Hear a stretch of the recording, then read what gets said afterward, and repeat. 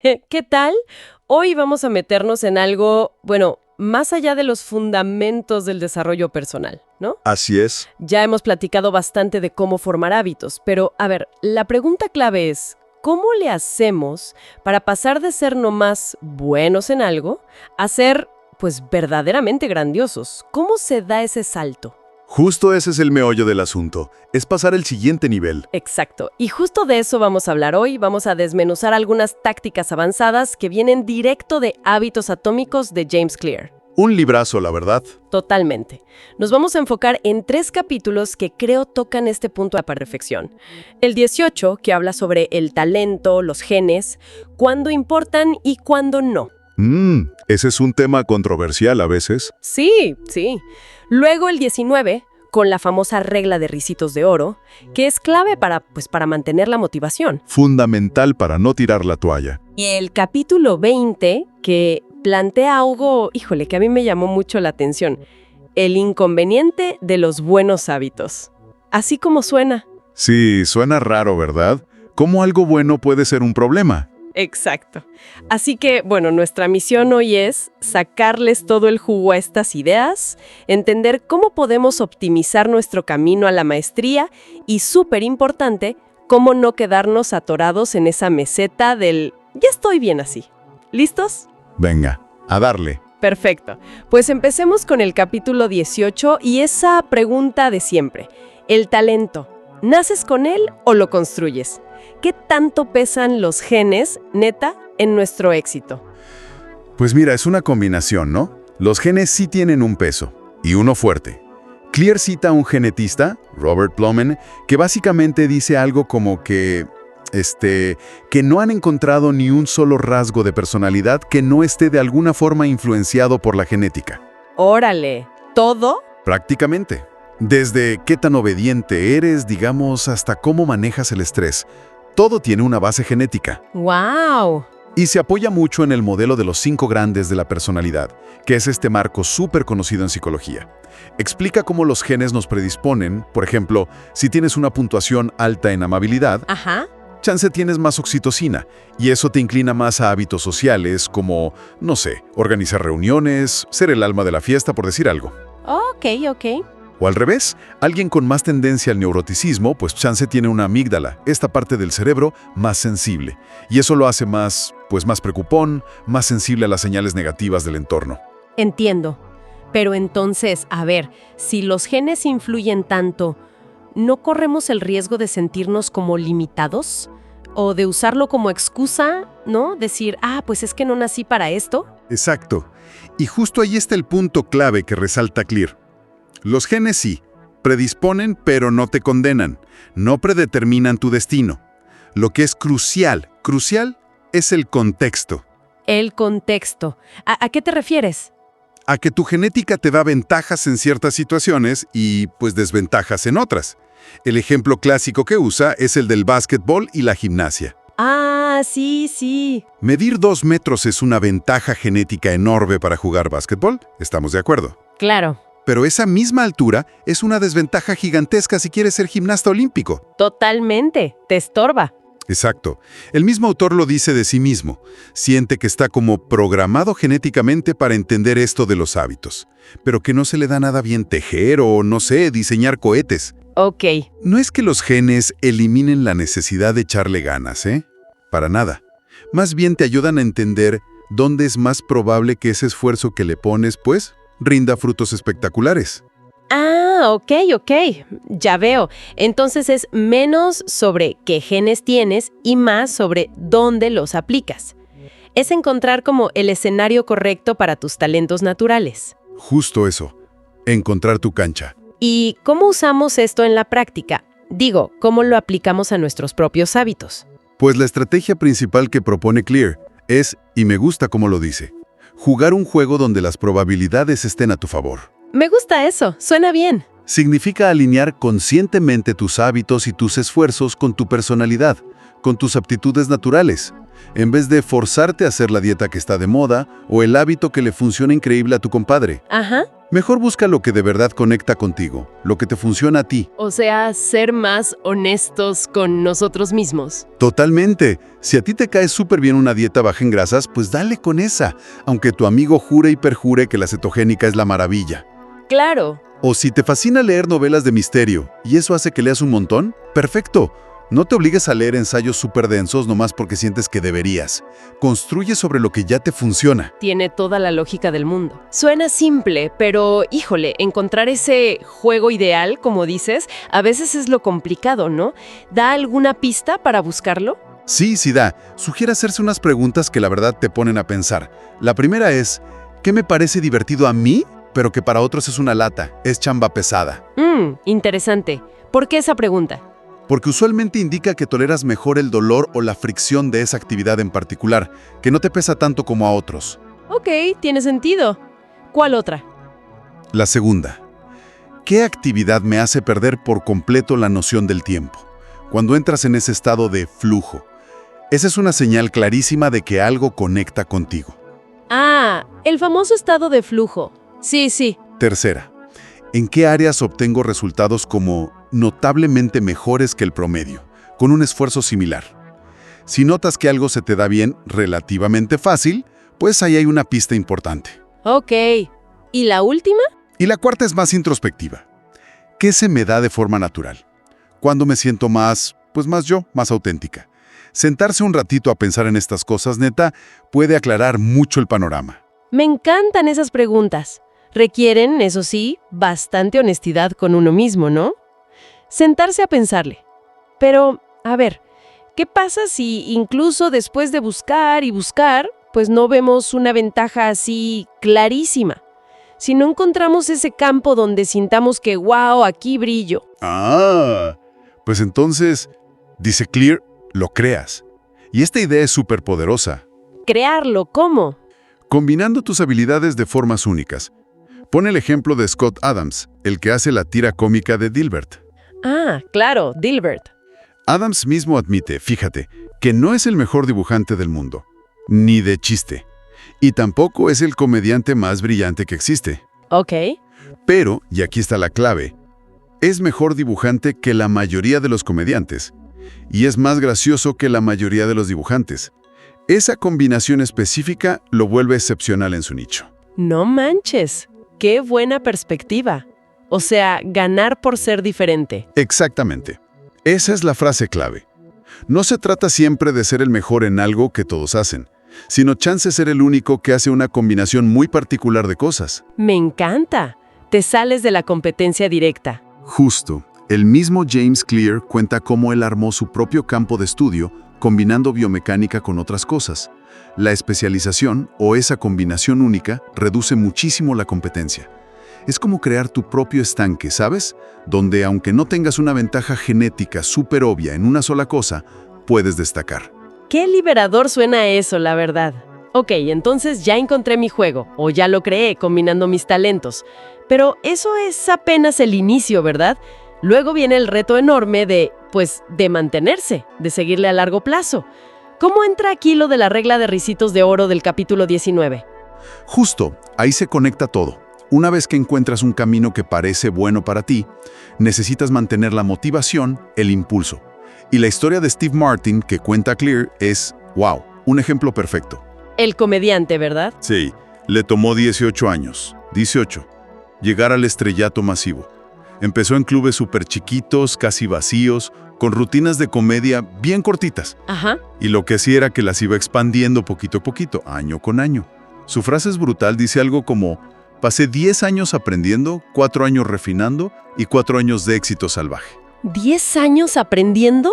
¡Qué paciencia! Impresionante, ¿no? Y esa progresión tan gradual es justo lo que ilustra la regla de ricitos de oro. A ver, explícanos bien esa regla. La idea es que la motivación humana está en su punto máximo cuando estamos trabajando en tareas que están justo en el límite de nuestras capacidades actuales. ¿Ok? Ni tan fáciles que nos aburran y las dejemos, ni tan difíciles que nos frustren y digamos, no, ya esto no es para mí. Es encontrar ese puntito dulce de desafío, pero que sea manejable. Juegos, ¿no? Si está muy fácil, te aburres. Si es imposible, pues avientas el control. Exactamente. Ese punto justo de dificultad que va creciendo poco a poco es lo que te mantiene enganchado, queriendo pasar al siguiente nivel. Tiene todo el sentido. Y Steve Martin lo hacía como por instinto. Cada año le añadía solo 1 o 2 minutos de material nuevo a su rutina. Poquito, ¿no? Poquito. Suficiente para que fuera un reto, para mantenerlo alerta, aprendiendo, pero no tanto como para que se sintiera abrumado. Mantenían los chistes que ya sabía que funcionaban, que le aseguraban risas.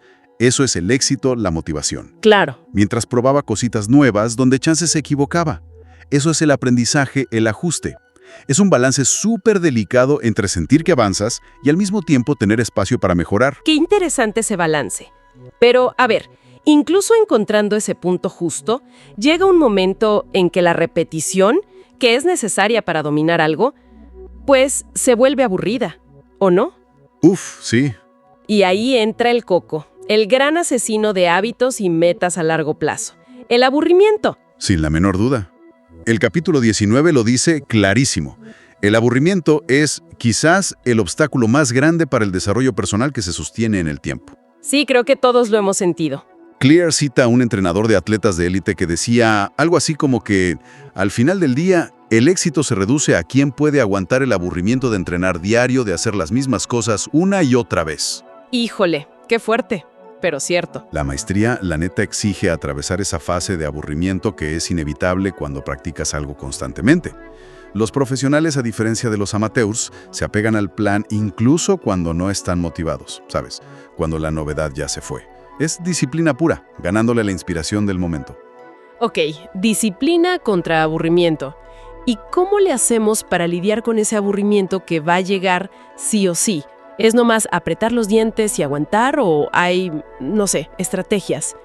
El libro menciona ejemplos como los videojuegos o la comida chatarra, que usan la novedad para engancharnos. Esos ejemplos son buenos para ilustrar el poder que tiene la novedad y, sobre todo, algo llamado recompensa variable. ¿Recompensa variable? Sí, como las máquinas tragamonedas en los casinos. No sabes cuándo va a caer el premio, ¿verdad?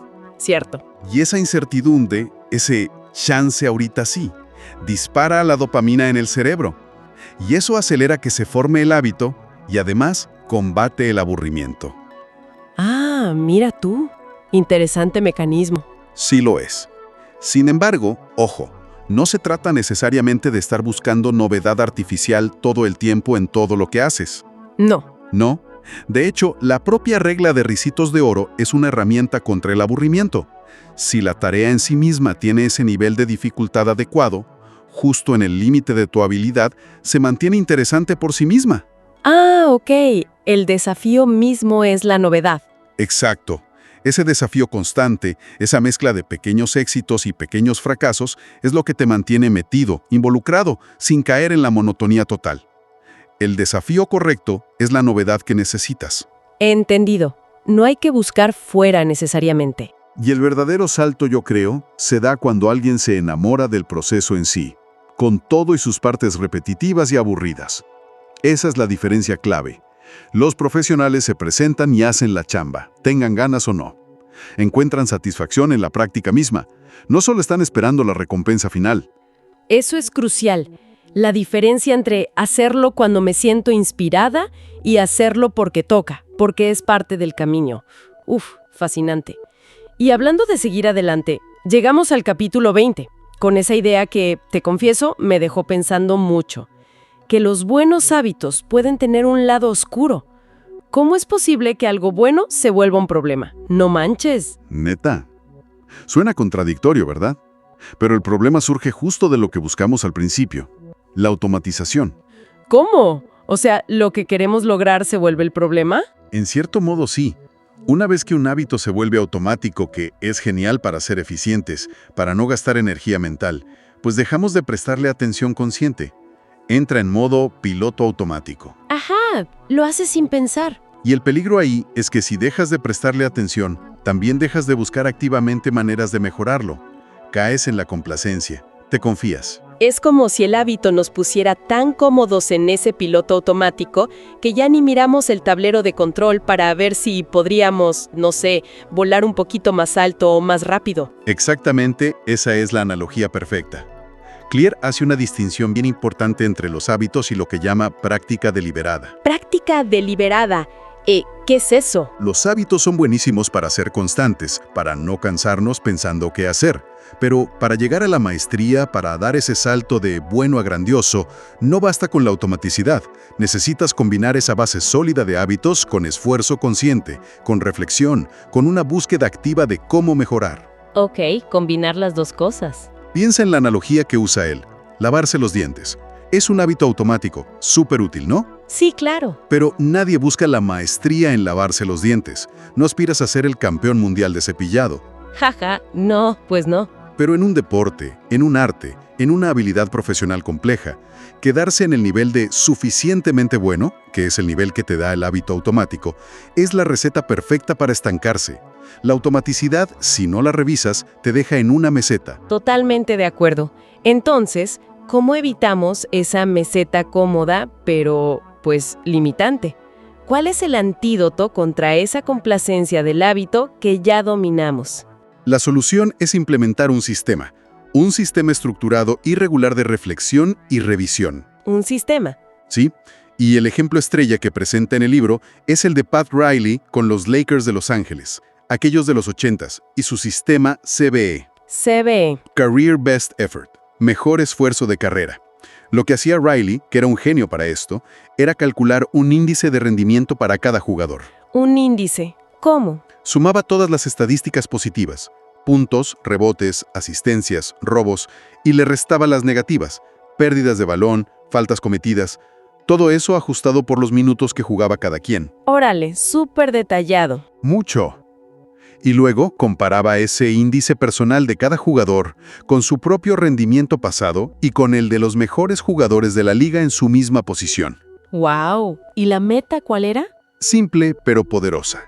Cada jugador tenía que mejorar su propio índice CBE en al menos un 1% durante la temporada. ¿Solo un 1%? Solo un 1%.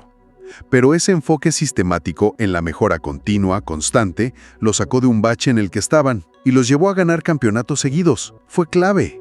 ¡Qué impresionante! Ese sistema CBE suena increíblemente potente. Aplicar métricas así al rendimiento personal. Es casi como llevar la gestión de una empresa al desarrollo individual. Pero a ver, ¿cómo podríamos adaptar algo así nosotros, que no somos jugadores de la NBA con un ejército de estadísticos? Claro. No todos necesitamos algo tan elaborado como el CBE, pero el principio detrás es universal y súper adaptable. El principio de medir y revisar. Exacto. Clear menciona otros ejemplos buenísimos. El maratonista Eliud Kipchoge, que toma notas súper detalladas después de cada entrenamiento. Analiza qué funcionó, qué no, cómo se sintió. Ajá. La nadadora Katie Ledecky, que registra no solo sus tiempos, sino cómo está físicamente, qué comió, cómo durmió, todo. Datos. El comediante Chris Rock, que prueba chistes nuevos en clubes chiquitos y ajusta su material basándose meticulosamente en cómo reacciona el público. Ve que funciona y que no, y corrige. ¡Qué disciplina! O habla de ejecutivos o inversores que llevan diarios de decisiones. Allá notan no solo qué decidieron, sino por qué lo decidieron, qué esperaban que pasara, para luego poder revisar objetivamente qué tal les fue. Eso suena muy útil. El punto central es establecer algún tipo de ritual periódico.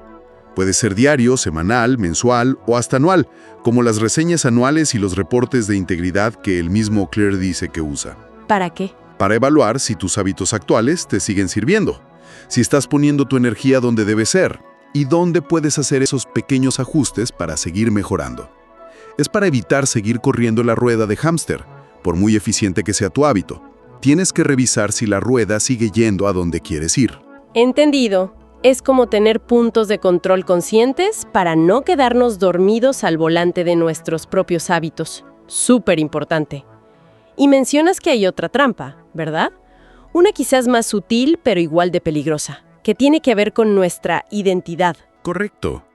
Y aquí la ironía es profunda, la verdad. La identidad que construimos gracias a nuestros buenos hábitos, esa idea de soy el tipo de persona que nunca falta al gimnasio, soy una escritora disciplinada, soy un emprendedor tenaz, puede, con el tiempo, convertirse en una barrera. ¿Una barrera? ¿Cómo? En una barrera para nuestro propio crecimiento futuro. Desarrollamos un cierto orgullo, ¿sabes? Que está ligado a esa identidad que tanto nos costó construir. Es como si la etiqueta que nos ganamos a pulso nos impidiera probar otras etiquetas o siquiera cuestionar la que ya tenemos. Exactamente. Ese orgullo puede hacer que no veamos nuestras propias debilidades o áreas donde podríamos mejorar, si quedan fuera de esa definición que tenemos de nosotros mismos. Claro. O peor aún, puede hacer que nos cueste un montón adaptarnos cuando las circunstancias cambien. Clear comparte su propia experiencia cuando dejó de ser atleta, una identidad que lo había definido por años. Uf, debe ser duro. Lo mismo le pasa a veteranos militares cuando dejan el servicio o a fundadores de empresas que venden su compañía. La identidad se vuelve tan rígida, tan pegada a ese rol, que frena la evolución personal. ¿Y cuál es la solución ahí? ¿Cómo evitamos esa trampa de identidad? La solución que propone, citando a un ensayista llamado Paul Graham, es mantener tu identidad pequeña. Pequeña. ¿Qué significa eso? No significa no tener identidad o no tener valores, ¿eh? Significa evitar definirte de una manera demasiado específica y rígida. Tu identidad debe ser como una guía, una brújula, pero necesita ser lo suficientemente flexible para permitirte explorar, aprender cosas nuevas, adaptarte. Debe poder evolucionar contigo. Entendido. No encasillarnos demasiado. ¡Wow! Pues hemos cubierto un terreno fascinante hoy, ¿no? Desde entender cómo nuestros genes nos dan pistas para encontrar nuestro juego, nuestro lugar, Alinear fortalezas. pasando por cómo mantener la motivación con ese desafío justo de risitos de oro, que no sea ni mucho ni poco, El punto óptimo de dificultad. hasta la importancia vital de revisar nuestros propios hábitos para no caer en la complacencia y de mantener nuestra identidad flexible para no autolimitarnos sin darnos cuenta. Ha sido un recorrido intenso pero muy valioso, creo yo. Totalmente. Queda clarísimo que ese camino de ser bueno a ser grandioso no es como llegar a un destino y ya. Es un proceso constante de ajuste, de reflexión, de pequeños refinamientos, como dice Clear casi al final del libro. El secreto para obtener resultados que duran consiste en nunca dejar de hacer mejoras. No hay una línea de meta final, ¿verdad? Exacto. Nunca se acaba la chamba de mejorar. Y hay que recordar siempre esa idea poderosa del interés compuesto, pero aplicado a los hábitos. Me encanta esa idea. Cada pequeño ajuste que haces, cada sesión de práctica deliberada, cada momento que te tomas para reflexionar, no solo suma, sino que compone. Se va acumulando sobre lo anterior. No buscas una mejora del 1% una sola vez, Claro. sino miles de pequeñas mejoras acumuladas que con el tiempo son las que generan esos resultados extraordinarios que a veces vemos y no entendemos de dónde salieron. Es el poder de lo pequeño, pero constante y acumulado. Justo eso. Y quizás una reflexión final conectando con esto último de la identidad. Algo interesante para quien nos escucha podría ser esto. A ver. ¿Existe alguna identidad que he construido para mí basada en mis hábitos y mis logros hasta ahora que chance, sin darme cuenta, podría estar limitando mi siguiente nivel de crecimiento? Uf, qué buena pregunta. A veces, esa etiqueta de la que estamos más orgullosos es justo la que necesitamos empezar a cuestionar un poquito para poder seguir avanzando. Identificarla, yo creo, es el primer paso para poder revisarla y chance expandirla.